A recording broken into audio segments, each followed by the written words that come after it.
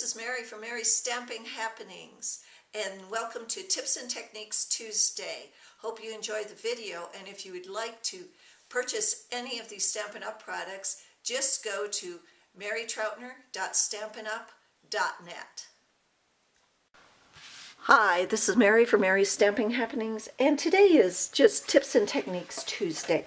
I want to show you two cards I've made. One is a very simple basic card. Let's put this down. It's just stamping and maybe some layering. Now, most cards, this is a very beautiful card. Anybody would be proud to get it. But it's a very basic for beginning stampers and stuff like this. And I'm using the same stamp set. It's a bundle, the Carols of Christmas bundle, and I just stepped it up a little. I did some cutting out, some die cuts. I added a ribbon. Let's see.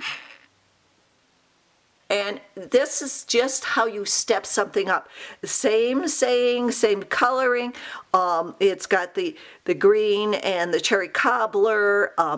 It's got the stars instead of that, but it's the same card, just stepped up. So these are some of the things you can do with cards. Just step them up a little. Use the same thing. Use your imagination.